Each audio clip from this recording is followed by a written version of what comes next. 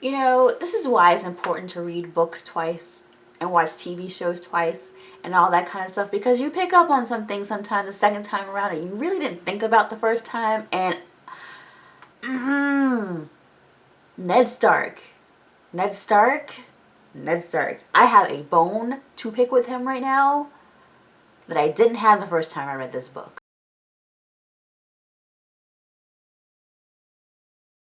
Okay, so in this review, we're going to go over Bran, Catlyn, and Daenerys. I didn't say we were going to do Daenerys, but I'm going to just slip it in there anyway because nothing really much happened. Like, nothing, like, really stood out with me for her this chapter, so yeah. Alright, starting off with Bran. First of all, their ages are so young in this book, and it's kind of uncomfortable. It's like, I don't know if any of you have ever read Tuck Everlasting. The girl in the book was 10, and they aged her up for the movie, and I was glad they did, because sometimes I was like, this is awkward. These kids being so young. Like, Bran is 7, Jon is what, 13 or 14 years old, or Rob is, one of them 13, 14 years old, whatever, and Dany is only 13. Like, it's so weird. My daughter is 14 years old, and to have conversations with her the way these people are having conversations with their children, granted it was back then people matured fast, but like, it's just no. Bran's 7, he's bouncing around doing things, he's all happy. He goes and he sees the beheading of the deserter. Ned Stark has a conversation with him about, do you know why I had to pass out the sentence? And then he gives him the line, the one who passes the sentence should swing the sword. I like that they had, instead of Rob or, well, Rob doesn't have a point of view, but instead of like Jon giving this beheading story, or Ned, that Bran is the one who's seeing this, and we're seeing it through a child's eyes. I love it when authors do that, like with To Kill a Mockingbird, which is my favorite book, because you see things through them, and they don't think about things as complexly as adults would. So when we see them, it's shocking to them, but they don't fully wrap their head around it. So when you're reading, you're like, oh my gosh, but this child, of course, isn't going to have that complex thought about somebody. They're going to know they're dead. You know what I mean? Like, it's, when you see it through a kid, it's so much more, it's so simple. Someone died because of this, and that's it. But there's not much of the rest of it. Theon Greyjoy is just an asshole. I think that's the moral of this chapter. Theon Greyjoy is just, the guy gets beheaded, and then Theon is kicking his head around. Like, what? Just don't do that. You just don't do that. I think Jon says it in the next chapter that he just makes a joke about everything. Like, I just don't. Why? Yeah, Jon is 14. And then, of course, Jon and Robb find the wolves. They pick them up. Jon hears the one wolf by itself and, goes back and retrieves it. And what I thought was funny is Bran said, Bran thought it was curious that this pup alone would have opened his eyes while the others were still blind. Isn't that Jon? The whole story that no one else in the story is seeing, or, you know what I mean? Like, that just sums up his story perfectly. Like, he's seeing all these things that none of the others are seeing or comprehending, and he has to explain it to them. I don't know.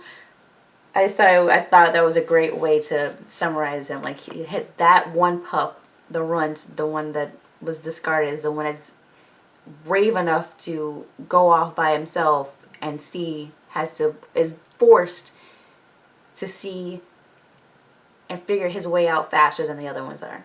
Also, I wanted to add to, like, the part where Bran realized that Jon said there were 5 pups. You have 5 Stark children. It only matched because he had counted himself out of that equation. Like, you get that in the show, but seeing it through Bran, again, a child who's like, felt so much love for him in that moment because he realized what he did. He's like, no, well, I'm not one of your kids. You need to give these to the other. Like, I was like, oh, I love Jon so much more in the book. I do. I said before, and I'll say it again, come at me if you want to. It's not that I didn't really think Jon wasn't important. I've always said Jon's story has been the most important, because it doesn't matter who's on the freaking throne if the Night Walkers come down and kill everything. But I was just like, can we speed this up? I was just bored. And John is like, like he just, I don't know, rubbed me the wrong way until like season 6. Book John, I fucking love Book John. Like, I love Book John. I love him. That's all for Bran. Okay, the next chapter is Catelyn, and we need to talk. This is, again, just like with John, I really, really liked, like, TV show Catelyn. Book Catelyn can suck a bag of dicks. I'm sorry, but she can't. Like, I do not like book Catelyn. I do not like Catelyn in the book. I do not like book Catelyn. I just, but I have such a bone to pick with her. We'll get there in a second. I love the description of the Godswood, how different it is in Riverrun. Like, they do their worshiping in their sept, and everything's done there, and their Godswood is vibrant and full of trees, and you go there just to relax, and up in the north it's complete opposite. Like, their Godswood is, you know, white and gray, and it's, you know, oppressive kind of, and that's their worship spot, whatever. And Ned was nice enough to build her stuff, but it's just not the same. You know, she doesn't feel at home, which is strange to me because she's been there for all these years. Get used to it. Like, that's, you know, I guess, I don't know.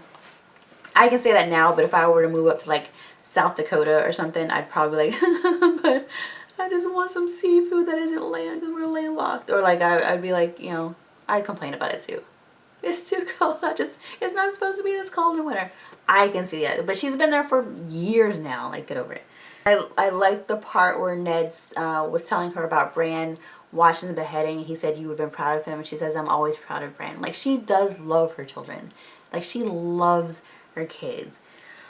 Which brings me to the one and only time I'm probably ever going to defend Catlyn. The Catlyn and Jon situation.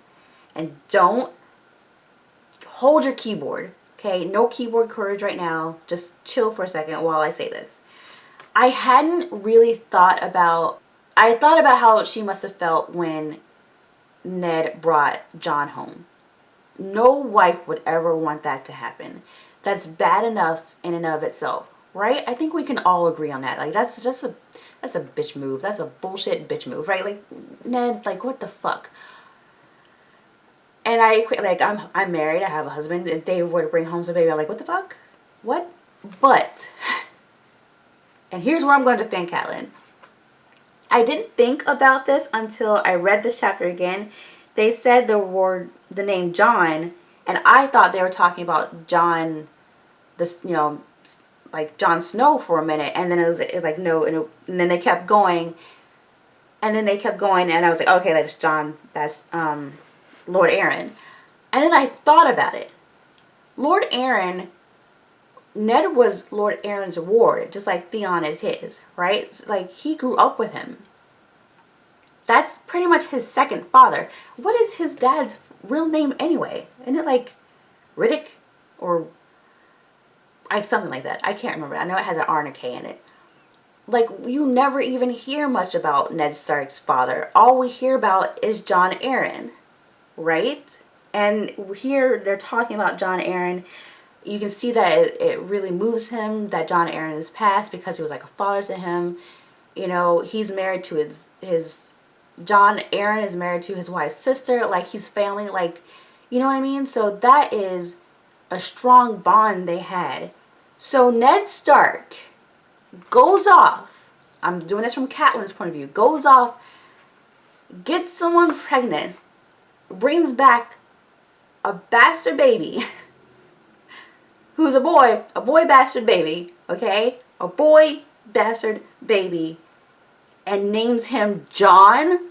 Are you fucking kidding me? Are you kidding me? You named him after your dad, basically. You named the bastard baby after your son, and my kid's name is Bob? I'd be fucking furious. You named our kid, our son, from our holy marriage after Rob, the friend I barely like who has like no morals? Are you kidding me? You name him after him, but the bastard baby gets your father's name? Sure, it's not his real dad, but it's like his stepdad. That'd be like David coming home with the bastard boy baby and his name is Steven and my kid's name is Bob. I'd be fucking pissed. Are you kidding me?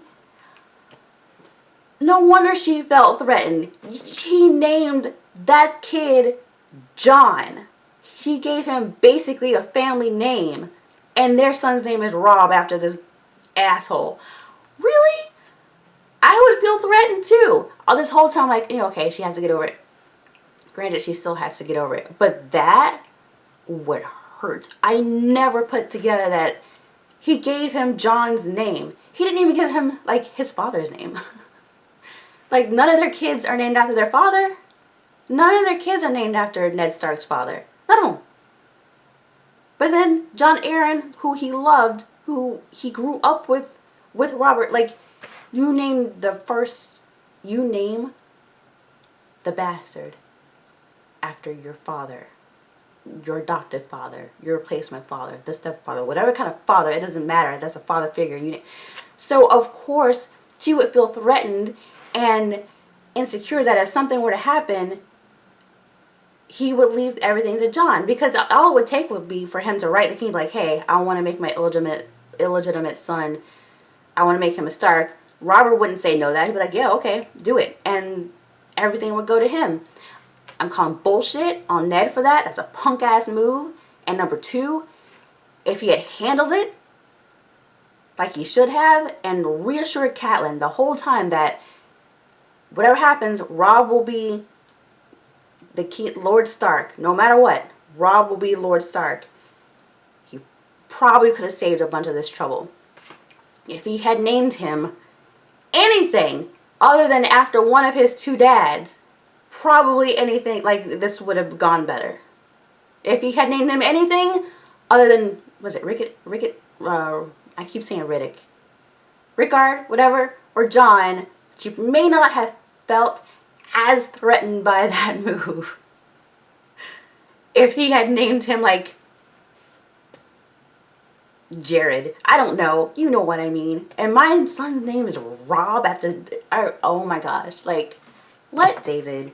What, I'm sorry. I just didn't put that together and think about it until I read it again this time. And I was like, wait a minute. I'm sure he had that conversation with her at some point. Maybe. I really don't even know. Because she just felt so threatened by it that she hated it. Which is bullshit. She need to get over it. It's been 14 years now. Like, bitch, get over it. Like, I know you're mad. You hold on to that for like 7-8 months. I can see. But it's a baby. It's a kid. Like, take it out on Ned. But she's all the love of her life. The man she loves. Blah, blah, blah, blah, love him. But you take it out on the kid? The kid didn't do anything. Just talk it over with him. Make him, like, reassure you that your son is going to be the heir. Oh, my gosh. With Dany, nothing really big happened. She got all, francied up to go see Khal Drogo, and Magistrate Illyrio was blah, blah, blah, blah, blah. The brother is dreaming about going back to Westeros. We know all that bullshit.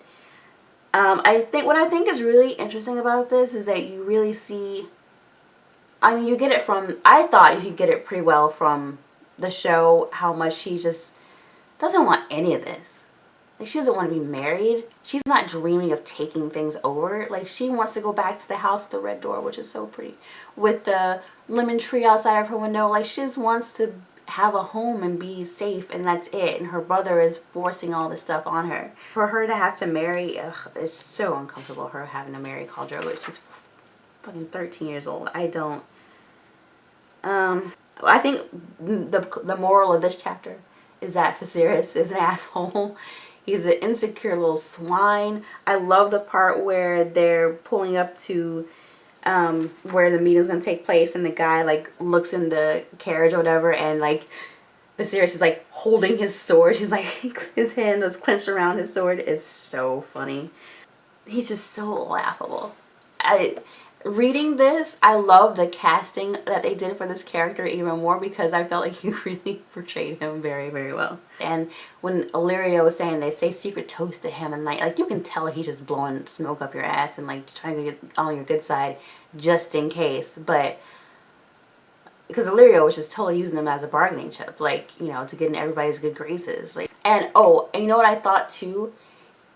If Viserys had been king, he so would have been another Joffrey. Just a little pipsqueak wanting his way, just flying out the handle. Don't wake the dragon, motherfucker. Like, he so would have been another Joffrey. And she saw Jorah for the first time. That was pretty much it for Dany's chapter. So I forgot to add this part yesterday in all my rage with Ned Stark. But in Daenerys' chapter, when she's talking about the stories her brother told her about Rhaegar, there's a sentence that he died battling the usurper on the bloody waters of the Trident and dying for the woman he loved. And then later on they start, you know, talking about Princess Aelia, but obviously he wasn't fighting for her. We'll get to all that later. But like, I just thought that was funny that that part was added in there.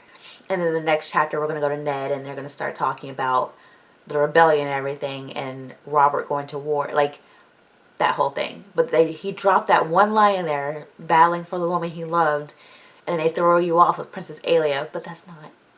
I see you, Grim. I call him Grim, by the way, in case you didn't know. G-R-M, George R.R. Martin. I call him Grim. Because it's easier. Okay, that's it for these 3 chapters. We'll do probably the next 3, possibly 4. What's next? We have Ned. Yeah, let's do those 3. We'll do the next 3. Next time, Eddard, Jon, and Catlyn. I don't know when the next one's going to be. Hopefully soon. But I'll see you in the next one. Have a good day. Bye.